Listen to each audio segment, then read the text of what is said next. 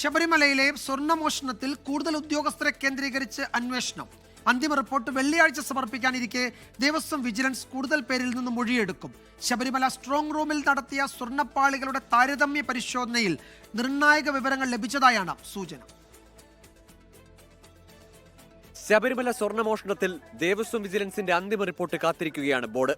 വെള്ളിയാഴ്ച കോടതിയിൽ റിപ്പോർട്ട് സമർപ്പിച്ചാൽ പകർപ്പ് ആവശ്യപ്പെടും. കൂടുതൽ ഉദ്യോഗസ്ഥർക്കെതിരെ നടപടിക്കാണ് നീക്കം. അപ്പോൾ അതുമായി ബന്ധപ്പെട്ട കാര്യങ്ങളെല്ലാം അന്വേഷണ സമിതി വിലയിരുത്തി കാര്യങ്ങൾ പരിശോധിച്ച് കുറ്റക്കാർക്കെതിരെ നടപടി എടുക്കട്ടെ.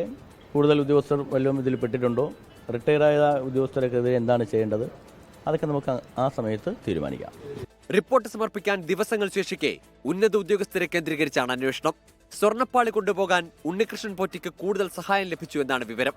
സന്നിധാനത്ത് നടന്ന പരിശോധനയിലും നിർണായക കണ്ടെത്തലുകളുണ്ട്. മരാമത്ത് ഉദ്യോഗസ്ഥരെ കേന്ദ്രീകരിച്ചും അന്വേഷണം നടക്കുന്നു. 24 തിരുവനന്തപുരം.